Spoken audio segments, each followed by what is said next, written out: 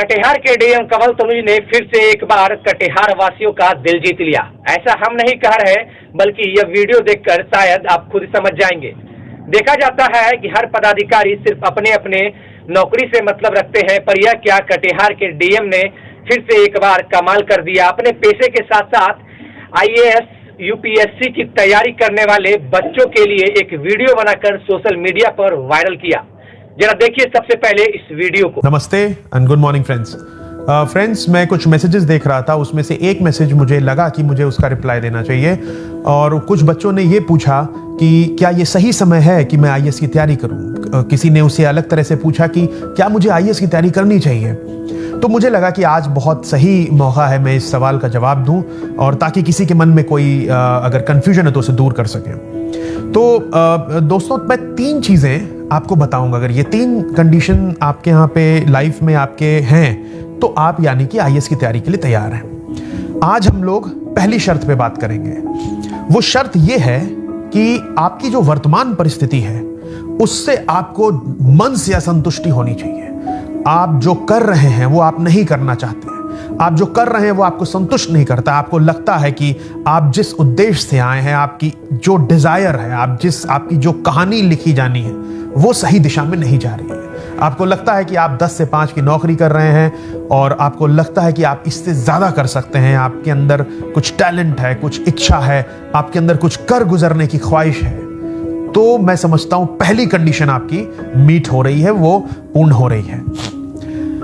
ये दोस्तों, ये जो असंतुष्टि है ये एक चिंगारी की तरह होनी चाहिए जो लगातार आपके अंदर फ्रस्ट्रेशन के रूप में फिलहाल चल रही है। आप रोज सुबह जाते हैं, शाम को आते हैं, दिन में फ्रस्ट्रेट होते हैं कि यार किस दिशा में लाइफ जा रही है। सुबह से शाम तक हम लोग घूमते हैं, घूम के उसी गोलाकार रास्ते पे चल के और शाम को वहीं पहुंच जाते हैं जहां से हमने दिन शुरू किया होता है। कुछ हासिल नहीं होता है, आपकी पर्सनैलिटी में कोई चेंज नहीं आता है, आपको कुछ ऐसी चीज नहीं लगती है कि हाँ आपके जीवन में कुछ इंक्रीमेंट हुआ, कुछ एडिशन हुआ, कुछ नया आपने किया।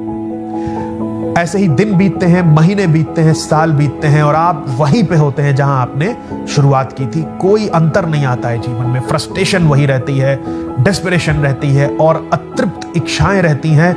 वो सपना उसी बाल्यावस्था में रहता है जैसा कि वो 5 साल पहले था, जो आपने अपने जीवन में बड़ा करने का सपना देखा है। तो दोस्तों, अब ये जो चिंगारी है अंदर, ये जो फ्रस्ट्रेशन की है, ये रूप लेती है चिंताओं का, ये रूप लेती है गुस्से का। आपको गुस्सा आता होगा, आपको फ्रस्ट्रेशन आता होगा। धीरे धीरे आप अपने पर्सनालिटी में इसको आत्मसात कर लेते होंगे। कभी कभी कुछ लोग ऐसे भी होंगे जिनके बहुत अच्छे मित्र होते हैं, वो शाम को कुछ बैठ के समय बिताते हैं, और कुछ लोगों की कुछ आदतें खराब हो जाती हैं, ड्रिंक कर लेते हैं। वो कहते हैं कि गम भुलाने के लिए मैं पी रहा हूं। अपने अंदर की उस चिंगारी को इस तरह से ना बुझने दो। आप गम नहीं भुला रहे हैं, आप बल्कि उस चिंगारी को पानी डाल के आप बुझा रहे हैं, रोज बुझा रहे हैं। वो रोज उठती है और आप रोज उसको बुझाते हैं। जबकि हम लोगों को चाहिए कि उस चिंगारी को हम एक सही रूप दे सके। वो ऊर्जा का स्वरूप है, वो आपके अंदर की ऊर्जा है, आपके आत्मा की ललकार है।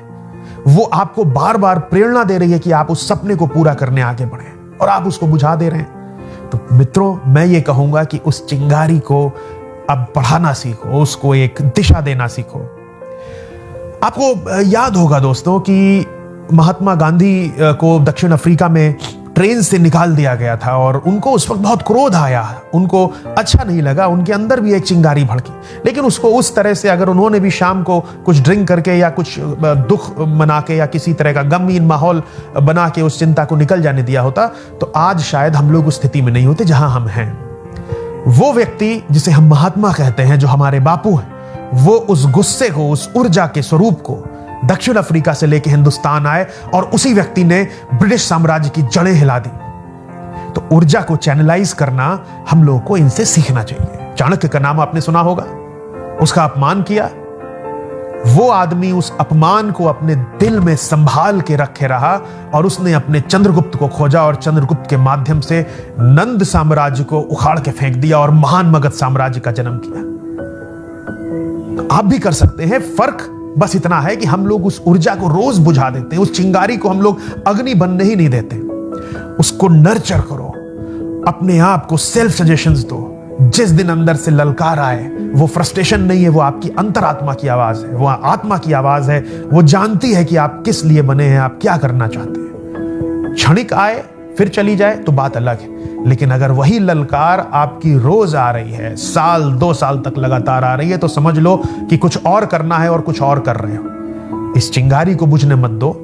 इस चिंगारी को एक ज्योति के स्वरूप में चैनलाइज करो। ऐसी ज्योति, एक ऐसी अखंड ज्योति जो एक परमानेंट स्थायी स्रोत हो आपकी प्रेरणा का। रोज आपके अंदर वो अग्नि रहे और आपको दिशा दिखाए कि नहीं, रुकना नहीं है, शांत नहीं होना है, कॉम्प्रोमाइज नहीं करना, हमको आगे बढ़ते रहना है। ये मैं जो कर रहा हूं ये ठीक है, मैं कर रहा हूं क्योंकि अभी कुछ मजबूरी है, लेकिन मेरा लक्ष्य कुछ और है। मैं अगर 5 घंटे कोई काम कर रहा हूं तो मैं रात में 5 घंटे अतिरिक्त देके कुछ और काम करूंगा, चाहे वो आईएएस की तैयारी हो या कोई और बड़ा सपना हो जिसकी नींव हम लोग रखेंगे।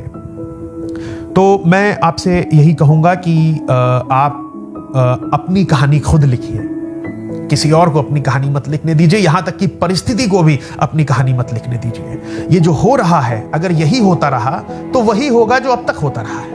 अगर उसे बदलना है तो कुछ और करना है और अपने अंदर की आवाज सुननी है। तो मित्रों, अगर आपको लगता है, अगर रह रह के लगता है, 1 दिन 2 दिन नहीं, इस तरह नहीं कि एकदम से कुछ मन हुआ और करा और फिर भूल गए, अगर लगातार लग रहा है, अंदर से आवाज आ रही है, ललकार रही है, तो आप जरूर आईएएस की तैयारी करिए। और लास्ट में मैं आपको एक उदाहरण देता हूं। जब मैं 2005 में Indian institute of foreign trade में मेरा सिलेक्शन हुआ, तो वहां जाने के 1-1.5 महीने बाद ही मेरा मन उच्चाटन होता रहा। मैं वहां क्यों गया था ये भी मैं नहीं जानता हूं। कंपटीशन था तो मैं सिलेक्ट हो गया, लेकिन अंदर से फिर लगने लगा कि अब नहीं हो रहा है, ये दिशा आज अगर चुन ली तो जीवन भर उसी दिशा पे चलना पड़ेगा।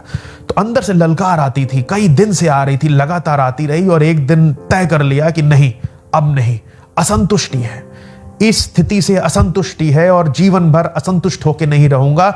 जीवन का अंत मैं अपने हिसाब से करूंगा, जीवन का प्रारंभ तो कोई नहीं जानता। 10-15 साल तो ऐसे बीत जाते हैं जिस परिस्थिति में आप होते हैं, लेकिन अब जाग के आज शुरू करना है अपने जीवन की कहानी की कलम मेरे हाथ में होगी, मैं लिखूंगा। और उस दिन से तय किया कि आईएएस की तैयारी करनी है। बहुत लोगों ने बहुत कुछ कहा, बहुत कम सीटें हैं, ये है वो, इन पे मैं अलग से आपसे किसी और वीडियो में बात करूंगा। लेकिन उस वक्त मुझे लगा कि अब असंतुष्टि की पराकाष्ठा हो गई है और जीवन का अंत एक असंतुष्ट आत्मा के रूप में नहीं होने दूंगा। तो मित्रों, मुझे लगता है कि अगर उस प्रकार की असंतुष्टि है तो आप पहला चरण पास करते हैं। इसके बाद में हम लोग 2 चरण की और बात करेंगे। अगर ये 3 शर्तें, ये 3 चरण आपके जीवन में हैं, तो मैं आपको बहुत बहुत बधाई देता हूं कि आप सही रास्ते पे हैं। और आप मेरा यकीन कीजिए, आप सिर्फ अपने जीवन की डोर अपने हाथों में दे दीजिए और कृष्ण स्वयं आपके सारथी बन के आ जाएंगे। ये मैं आपको वचन देता हूं और इस सफर में मैं आपके साथ रहूंगा। और उम्मीद करता हूं कि आपको किसी भी तरह से अगर मदद हो सकी तो मैं बहुत संतुष्ट रहूंगा। बहुत बहुत धन्यवाद। नमस्ते।